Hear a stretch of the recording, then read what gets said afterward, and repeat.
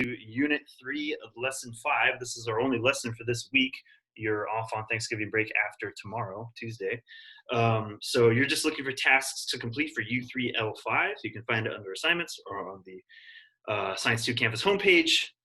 On the weekly calendar, today's date is the 23rd of November. We're actually not going to do our little breakout room thing because I don't want to give any homework for the long weekend or for the break. And so I want to make sure you have enough time to get everything done in class today. So we're going to dive right in with what's called a formative assessment probe. It's a little quiz that I'm going to have you complete on the tasks to complete list. You can see it right there. This is graded for completion, not for correctness. Okay, so you don't need to panic. You don't have to look anything up. What I'm literally doing right now is just trying to assess your current personal understanding of this question. The question is, what are clouds made of? When you see little puffy clouds in the sky, what are those actually made out of? So you're going to hear, I think, theories from 5 different friends. You need to choose who you agree with and explain why. So on the tasks to complete list, step number 1, do now. Just do that quiz. What are clouds made of? I'm going to time for 10 minutes, but I'll keep an eye on our completion rates. Once it looks like everyone's done, we'll move on. Let me know if you need help. 10 minutes to work on what are clouds made of. January. You want to tell me what's all over the northern hemisphere? What's all this stuff that's covering Alaska and Canada and most of North America and almost all of Russia? Snow. Yes, it is winter in the northern hemisphere. And the whole point is, the reason for this is because the northern hemisphere is tilted away from the sun. So getting much colder temperatures, not very much sunlight. Compared to the southern hemisphere, you can look at Australia and southern Africa almost kind of light up, right? You can see these summer days. This is the hottest time of year for that part of that hemisphere of our planet.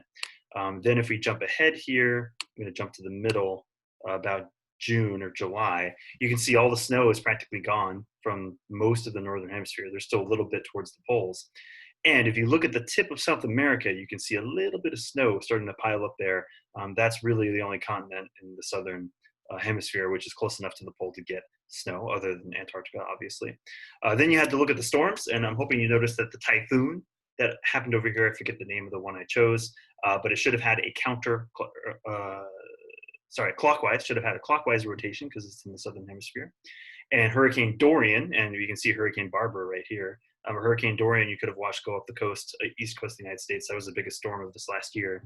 Had a counterclockwise rotation, again, because it's in the northern hemisphere due to the Coriolis effect. So again, if you struggled with that Ed puzzle, remember that there is an alternative Google form version as well that you can do if Ed puzzle didn't work. Then there was the Hewitt reading reflection. I'm only seeing 7 attempts on this, so that's about half of the class. So I need the rest of you to finish this. Responses for those of you who did submit it are looking good. Were there any questions or anything you found challenging or needed help on that homework? Just make sure you're getting that other reading quiz in if you didn't do it.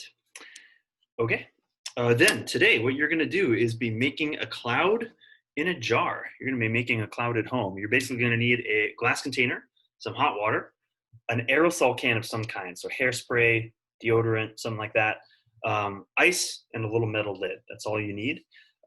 We are now, all the instructions and everything can be found on tasks to complete step number 3, cloud in a jar activity. If you click on, let me share my screen here really quickly just so I show you what you should be seeing. Click on that link right there, cloud in a jar Flipgrid. It will take you to an assignment that looks like this. As usual, I list what you need as well as alternatives, right? So if you don't have like a stove to boil water on, then you can microwave water. You can just get water from a hot tap if you have one at home, or if you have a kettle, that works too. If you don't have metal covering, you can use aluminum foil. There's alternatives you can use to get creative. I made a demonstration video, which I encourage you to watch and kind of work along with. And then I have all the steps about what you're going to do. For the video you post, there are questions you need to answer at the end. So you need to, in your video, you just need to show your jar with the cloud moving inside of it and answer these 2 questions, right? What is the purpose of the ice sitting on the lid? And what is the white mist cloud that you're seeing made of, right? So what's the cloud made of? Is it liquid water droplets or is it water vapor? We're going to keep driving this home. You're going to post a video to Flipgrid. It'll look like this. Again, the demonstrations video right there, along with the basic instructions. I'll be here listening. If you need help with anything, if you're not sure what to do, if you can't find something that you need, just let me know. Otherwise, I'm going to have time for 20 minutes to work through this, and we'll come back together to check in. Now, if you're not done at the end of 20 minutes, that's okay. You will be able to continue to work on it afterwards. I just want to have a check-in at 20 minutes. If you get done before 20 minutes, then I encourage you to go on to the next task, which is another Edpuzzle video, a little bit longer, reviewing this. So go for it. Let me know if you need help.